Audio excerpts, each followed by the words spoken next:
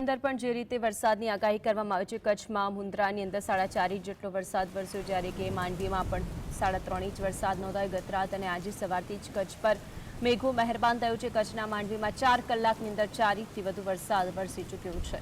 વરસાદના કારણે કેટલી જગ્યાએ રસ્તાઓ તૂટી ગયા છે। કચ્છના મુન્દ્રામાં પણ 4.5 ઇંચ જેટલો વરસાદ છે કે જે નોંધાયો છે।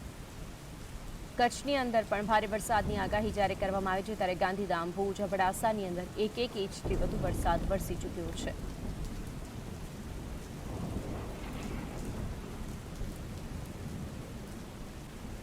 તો આજે અંગે વધુ માહિતી માટે સંવાદદાતા કચ્છથી દાઉદ જોડાઈ ગયા છે। દાઉદ, જે રીતે વરસાદ અવિરત વરસી રહ્યો છે, 4 કલાકની અંદર 4 ઇંચ જેટલો વરસાદ ખાબકી ગયો મુન્દ્રાની અંદર, વિગતો શું?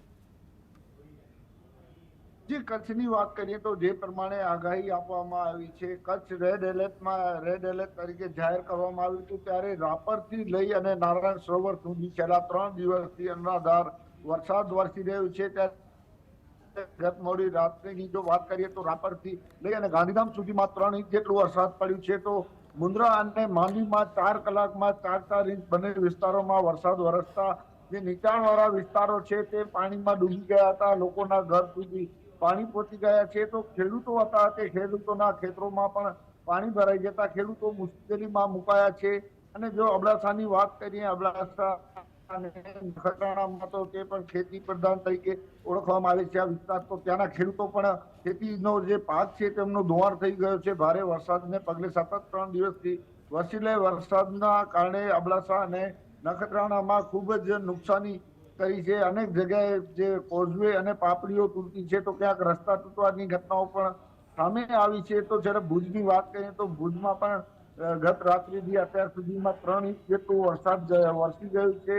અને ભુજના હૃદય સમાન જે હમીરસર તળાવ છે તે પણ રાત્રે ઓગની જતા તેને જોવા માટે પણ ખૂબ મોટી સંખ્યામાં લોકો હમીરસર તળાવ પાસે જોવા માટે ઉમટી પડ્યા છે। ત્યારે ઓલ કચ્છની વાત કરીએ તો અત્યાર સુધીમાં 1 થી 10 ઇંચ જેટલો વરસાદ વરસી ગયું છે। હજી પણ વરસાદની ભારે આગાહીના પગલે જે વહીવટી તંત્ર છે તે સાવચેતીના પગલા રૂપે તમામ જે અલગ અલગ વિસ્તારો છે તેમાં લોકોને સમજ આપી રહ્યું છે।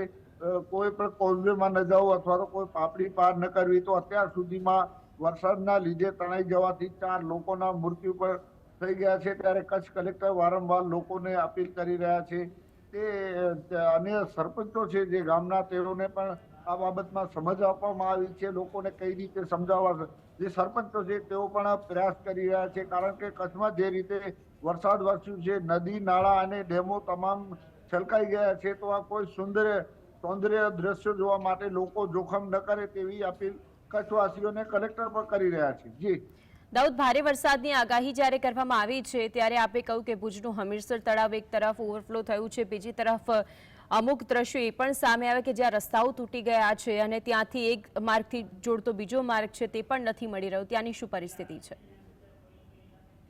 જી, અબડાસાની જો વાત કરીએ તો અબડાસા અને માંડવીની વચ્ચે આવેલા 2-3 એવા ગામો છે જે અત્યારે બેટમાં ફેરવાઈ ગયા છે, તેમને અવર જવર માટે કોઈ વ્યવસ્થા નથી। નીચાણવાળા વિસ્તારોને સાવચેત કરવામાં આવ્યા હતા, પરંતુ સુવિધા કોઈ આપવામાં આવી નથી। અત્યારે હમીરસર તળાવ ઓગની જતા ભુજનો પોસ્ટ વિસ્તાર એવો જે ઉમેદનગર છે તે ઉમેદનગરના ઘરો સુધી પાણી પહોંચી ગયા છે। તો બીજી તરફ જે શ્રમિક વિસ્તાર એટલે કે સંજોગનગર છે, જેનો પૂરો હમીરસર તળાવનો પાણી છે તે એક તરફી ત્યાંથી પસાર થાય છે। ત્યાં નગરપાલિકા દ્વારા સૂચના આપવામાં આવી, પરંતુ તેનું પાલન નગરપાલિકા જ નથી કર્યું। અત્યાર સુધીમાં લોકોના ઘર સુધી પાણી પહોંચી ગયા, તો સ્થળાંતરની કોઈ જ સુવિધા નથી કરવામાં આવી। માત્ર સૂચના આપવામાં આવી હતી, જે નજીકની શાળાઓ હતી તે ખોલવાની વાત હતી, પરંતુ લોકોની જે પરિસ્થિતિ છે અત્યારે ખૂબ જ વિકટ બની ગઈ છે। લોકોના ઘર સુધી પાણી પહોંચી ગયા છે, પરંતુ પાલિકાના કોઈ અધિકારી કે પદાધિકારી હજી પૂછવા માટે પણ નથી ગયા। આગામી સમયમાં હજી જો 2 થી 4 ઇંચ વધુ વરસાદ પડશે